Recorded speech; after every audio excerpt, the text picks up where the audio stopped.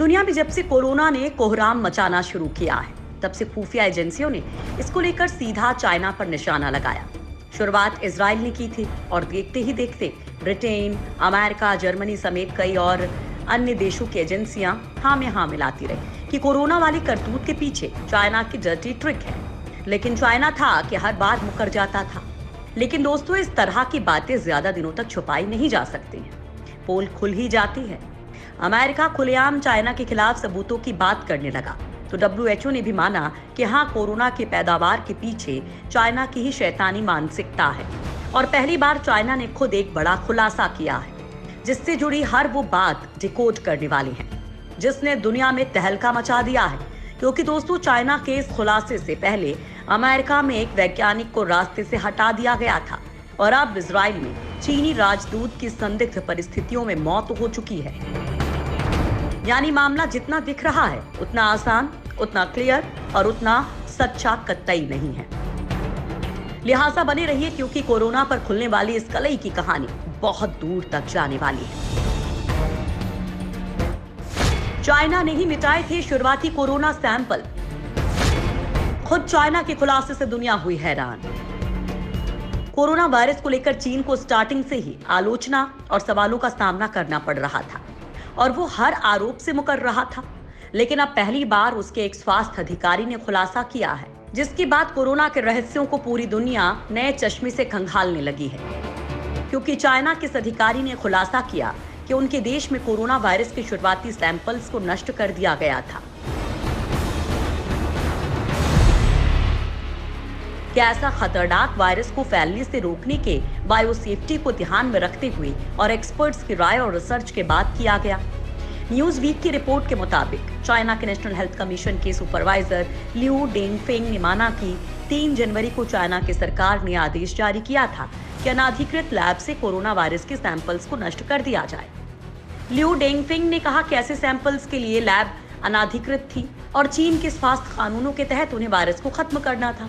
Liu डेंगफेंग ने कहा कि वायरस के सैंपल खत्म करने के आदेश तब जारी किए गए थे जब SARS-CoV-2 को क्लास 2 या अत्यधिक रोगजनक वायरस के रूप में क्लासिफाइड कर दिया गया था।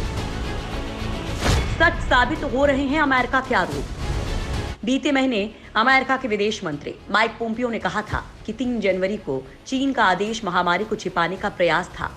उन्होंने चाइना पर कोरोना वायरस पर हो रहे रिसर्च को भी सेंसर करने का आरोप लगाया था। माइक पोम्पियो ने कहा था कि चाइना ने वायरस पर हो रहे रिसर्च को सेंसर करके बीमारी के खिलाफ दुनिया की लड़ाई को प्रभावित करने की कोशिश की थी। चाइना की कम्युनिस्ट पार्टी ने वायरस से जुड़ी सूचनाएं दबाने की कोशिश की। ये वायरस कहां से फैला, कैसे फैला और इंसान से इंसान कैसे संक्रमित हो रहा था, इसको लेकर जानकारी छिपाई गई और WHO को भी इस काम में लगा दिया ताकि ये कभी पता ना चल सके कि ये वायरस कहां पैदा हुआ और वुहान में कैसे फैला। हालांकि अब पोम्पियो के आरोप पर खुद चीन ने ही मोहर लगा दी है।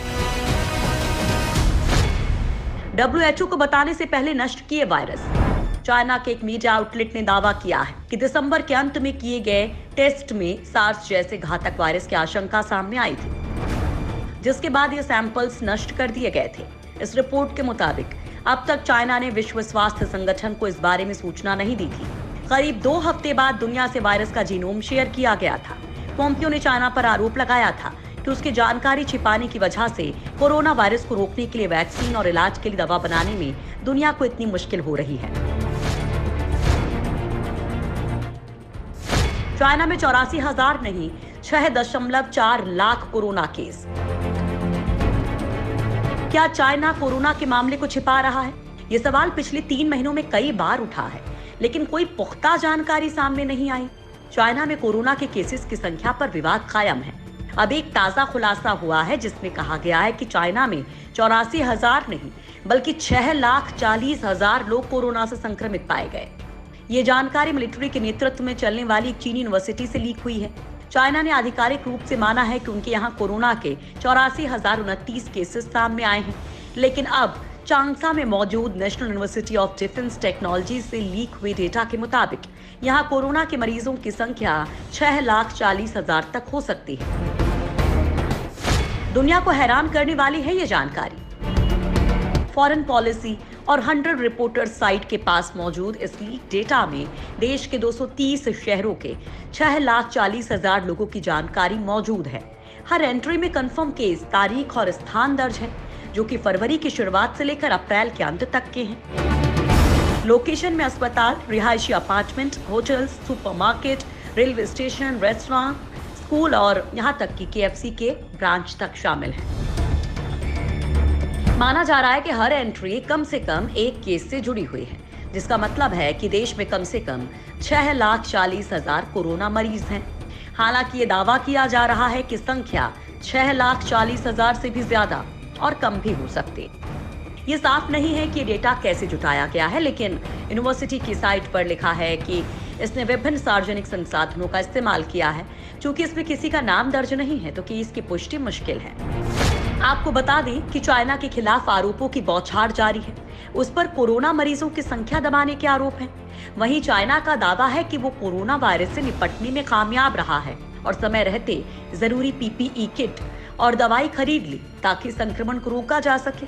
इस मामले में WHO का कहना है कि उसे ऐसे किसी डेटाबेस की जानकारी नहीं है।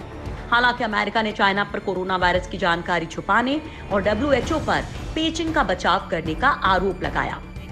It came from China. It should have been stopped. It could have been stopped on the spot. They chose not to do it, or something happened. Either there was incompetence or they didn't do it for some reason. पहले वैज्ञानिक और अब राजदूत के साथ क्या हुआ? Israel में नई सरकार के शपथ ग्रहण से कुछ घंटों पहले चीनी राजदूत डू वेई की संदिग्ध परिस्थिति में मौत से हड़कंप मच गया। चीनी राजदूत का शव उनके घर में बरामद किया गया। इजरायली विदेश मंत्रालय ने भी इस घटना की पुष्टि की है। हालांकि इजराइल में मौजूद चीनी दूतावास ने इस संबंध में कोई भी जानकारी देने से मना कर दिया। इजराइल की आर्मी रेडियो ने दावा किया कि उनके शरीर पर किसी भी प्रकार के चोट के निशान नहीं देखे गए हैं। 58 साल के डू वेई ने इजराइल में चीनी राजदूत का पदभार फरवरी में संभाला था। कुछ फॉरेन पॉलिसी एक्सपर्ट्स इसे कोरोना क्राइसिस से जोड़कर भी देख रहे हैं, क्योंकि इससे पहले कोरोना वायरस पर महत्वपूर्ण खोज करने के नजदीक पहुंचे एक चीनी रिसर्चर को अमेरिका के पेंसिल्वानिया में साजिशन मार दिया गया था। बड़ी बात यह है कि उसे गोली मारने वाले शख्स ने गाड़ी में आत्महत्या कर ली थी। माना जा रहा था कि वो कोरोना को लेकर बड़ी खोज करने वाले थे। उससे पहले उनकी हत्या कर दी गई।